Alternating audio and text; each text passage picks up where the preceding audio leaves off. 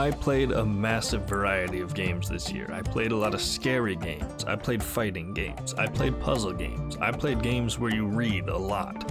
What I did not play was very many bad games. That's not to say I loved everything. I felt really let down by Shim and Viewfinder. They were both cool concepts, but just did nothing to grab me or hold my interest. I replayed Halo 4 and played ODST for the first time.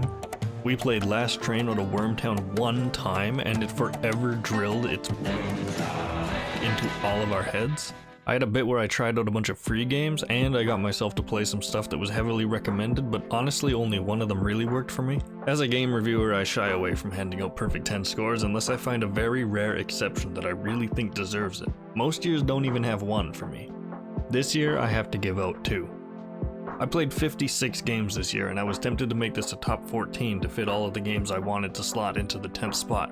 Children of Silenttown genuinely surprised me with how much I liked it. I kept saying I wished I was enjoying it more while I was playing, and that's because its story was actually really good, even though it's a point-and-click game that I got stuck trying random items around with more than once.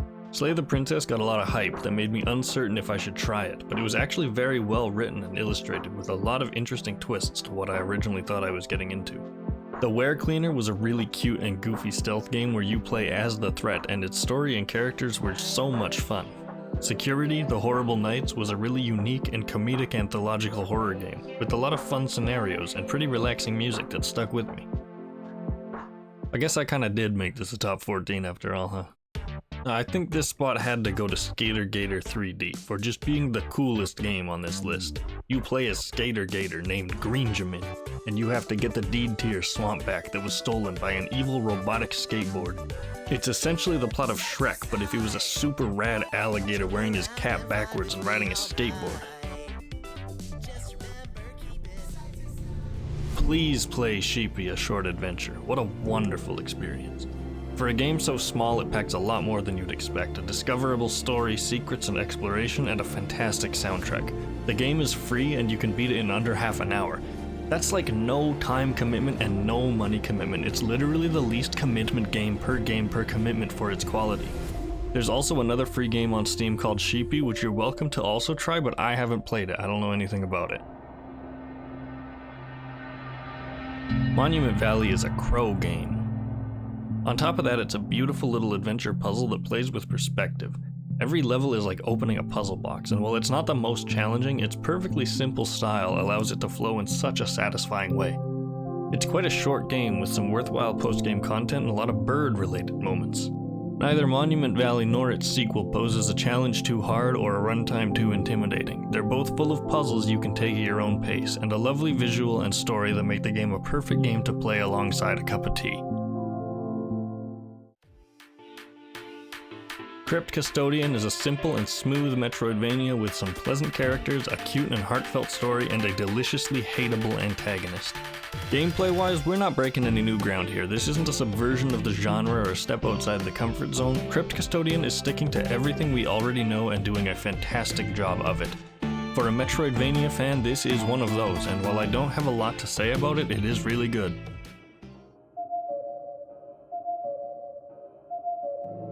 Animal Well is a game that can be beaten in a very short amount of time. However, while Animal Well on the surface is already immensely creative and unique, it houses a seemingly infinite well of secrets and game mechanics, offering a wealth of gameplay that definitely deserves to be explored.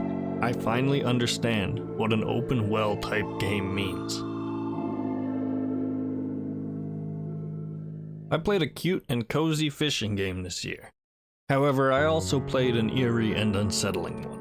Dredge is a Lovecraftian horror fishing game that had me instantly hooked, if you'll allow me to say such a thing. Its music, ambience, and art style do a great job at setting its scene and creating such a memorable atmosphere. It lets you explore at your own pace, and the deeper you go, the stranger things become. It's a game that evokes curiosity with every step forward and has you dredging up both past and present as you realize too late that maybe some things are better left to the depths. My complaints about Dredge are few and far between, but I do think the ending was a bit, abrupt. Aero GPX feels like the next F-Zero installment that I'm never going to get. Maybe it lacks the iconic music, voice lines, or characters that F-Zero has, but the spirit of those games is ever present here and it's just as fun. This game sets itself apart with the addition of some new mechanics like flight and burning, while sticking close enough to its roots that I immediately felt at home with it. But unlike the F-Zero games, Aero GPX isn't scared to do things that a big studio like Nintendo would be. Like building a mandatory ramp that takes away half your health, or making a full 3-lap race without anywhere to heal, or even releasing an F-Zero game. The genre of the roguelike deck builder has been done well beyond its limit. However, Cobalt Core is more than just another entry in the ocean of the genre. It's a more interactive experience that plays with motion, a mid-row, combinations of characters, and multiple ships for a constantly varied experience. But its true standouts are its characters and story, its cute style, and its unbelievably good soundtrack. I cannot express how much I adore the music in this game, especially its second and third boss themes. Cobalt Core's story follows a group of characters all trapped in a time loop together, and does a great job giving them all fun interactions that don't overstay their welcome. Each successful run offers you a little piece of each of their backstories and eventually neatly ties them all together for a pleasant finale made exceptional by its powerful soundtrack that brings everything together and offers such a satisfying conclusion to the experience.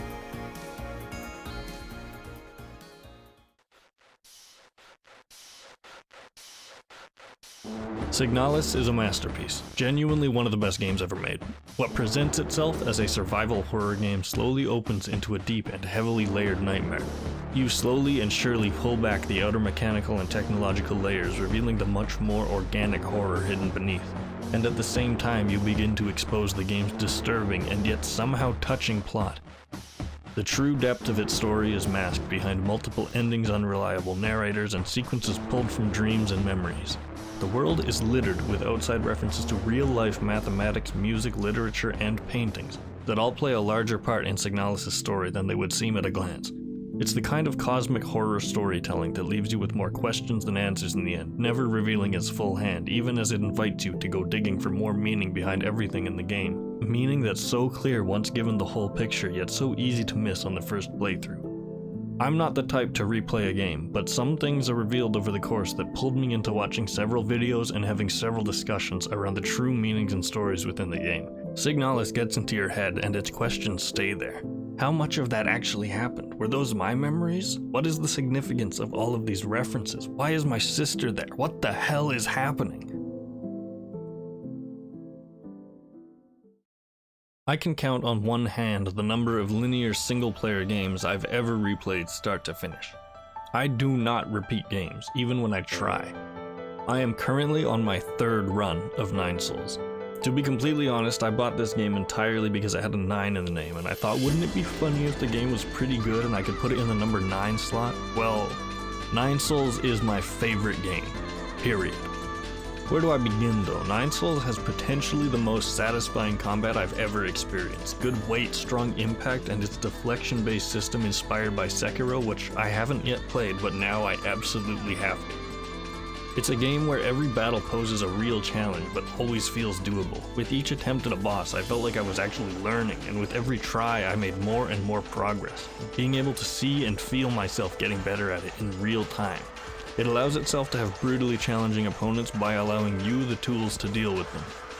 The incredibly satisfying combat of parrying, dodging, swinging, and especially the talisman attacks made combat in this game consistently so much fun, even the fights I'd get destroyed in.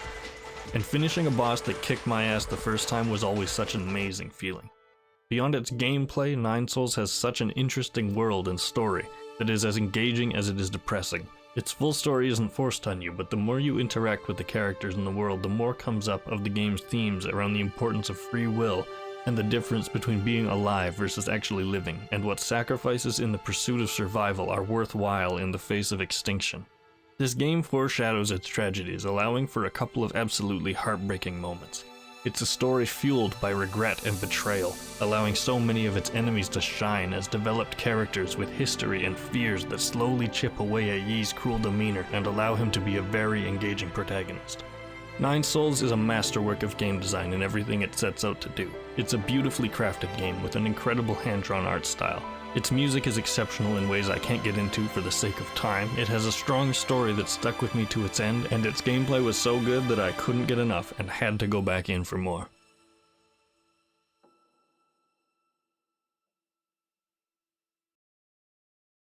Wow, look, an outro, the thing I never do. Thanks for watching. I'm actually curious to hear about some of your top 10 games as well, so feel free to just dump your list in a comment. I'll reply. Or better yet, make a video and I'll watch it.